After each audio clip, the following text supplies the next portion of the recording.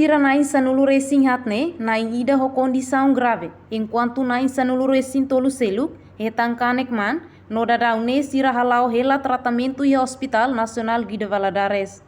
Chefe Departamento Emergência Eldegar Lopes Martins Haktuir, Serviço Ambulância Atendimento Emergência, consegue lore sira nain sanulu racing tolu, mai Hospital Nacional, onde hetan assistência husi médico sira. O hing dader sang ia 9h30 sini ia grup WhatsApp aminia ho snai colegas snai serviço ambulância atendimento emergência ativa que era estava grup WhatsApp dan ia acidente dia o peguni mo que os forças kareta ba une ami ini prepara keras hanya sampai dengan nanti ami aktif keras berarti bolnaran acidente masa ada acidente ini beda impor yang barang kita aktif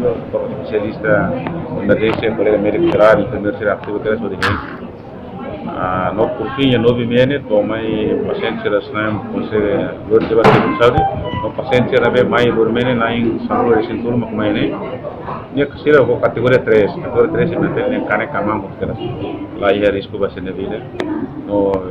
ita halo atendimento harus ser turut kadera halo atendimento alai sede no ida mak be luar tiba snaps luar tiba be kor pesar ko kilo family no ita hare nemos kategori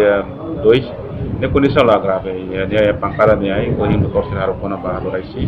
a confirma det kategori ne la ia to. Reportagem Celestinha Falo, Televisão Timor Post.